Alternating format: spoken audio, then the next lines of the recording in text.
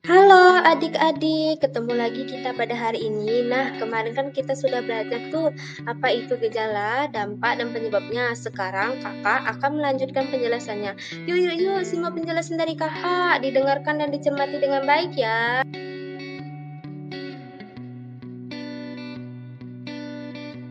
Faktor yang pertama yaitu budaya, politik, dan kebijakan dalam masyarakat, dan di mana budaya berperan dalam status gizi masyarakat karena ada beberapa kepercayaan, seperti tabu mengonsumsi makanan tertentu oleh kelompok umur tertentu yang sebenarnya makanan tersebut justru lebih bergizi dan dibutuhkan oleh kelompok umur tersebut. Politik yang tidak stabil akan berdampak pula terhadap status gizi masyarakat. Sebaiknya status gizi masyarakat sangat tergantung pada kebijakan pemerintah seperti kebijakan yang berhubungan dengan gizi dan kesehatan. Nah, itu menurut penelitian, salah satu penelitian yang ada di Kesehatan Masyarakat atau Departemen Gizi. Kedua, konsumsi zat gizi. Secara umum, survei konsumsi makanan dimaksudkan untuk mengetahui kebiasaan makan dan gambaran tingkat kecukupan bahan makanan dan zat gizi, serta mengetahui faktor diet yang dapat menyebabkan malnutrisi. Secara prinsip, cara konsumsi yang baik adalah hal yang sangat mudah. Caranya, memilih makanan yang mengandung zat gizi esensial serta dan energi tanpa kelebihan lemak, gula, dan garam.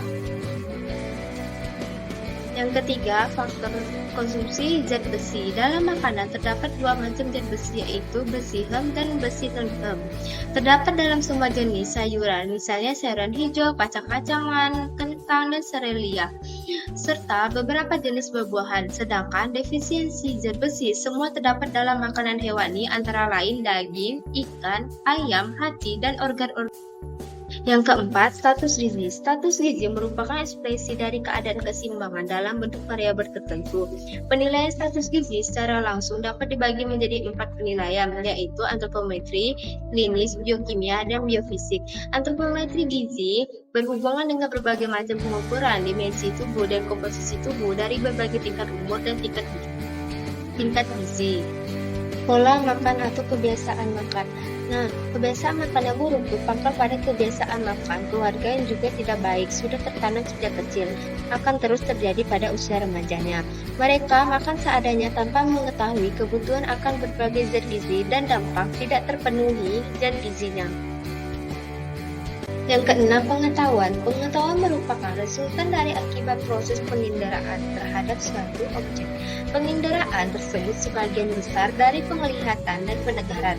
Pengukuran atau penilaian pengetahuan pada umumnya dilakukan melalui tes atau wawancara dengan alat bantu kuesioner yang berisi materi. Sosial ekonomi keluarga. Keadaan sosial ekonomi merupakan faktor yang mempengaruhi frekuensi distribusi penyakit tertentu, misalnya anemia, malnutrisi, atau TBC. Tingkat pendidikan juga masuk dalam faktor ini. Tingkat pendidikan berhubungan dengan status gizi karena dengan meningkatnya pendidikan kemungkinan akan meningkatkan pendapatan sehingga dapat meningkatkan daya beli makannya.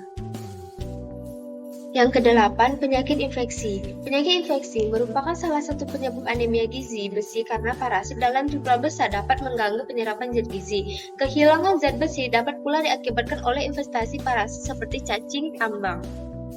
Aktivitas fisik. Sifat energi pada usia remaja menyebabkan aktivitas tubuh meningkat sehingga kebutuhan zat gizinya juga sangat meningkat. Kebutuhan energi yang tinggi sebagian besar diperlukan untuk aktivitas fisik dibandingkan dengan yang diperlukan untuk pertumbuhan. Yang terakhir, pola menstruasi. Pada wanita terjadi kehilangan darah secara alamiah setiap bulan. Jika darah yang keluar selama menstruasi sangat banyak, maka akan terjadi anemia defisiensi besi. Menstruasi pertama disebut mulai saat pubertas kira-kira umur 9 tahun dan paling lambat 16 tahun. Oke, kita tutup sampai di sini penjelasannya. Untuk penjelasan lebih dalam tentang anemia akan dibahas pada pertemuan berikutnya. Sampai jumpa di lain waktu adik-adik, sehat selalu. Bye-bye. Jangan lupa istirahat.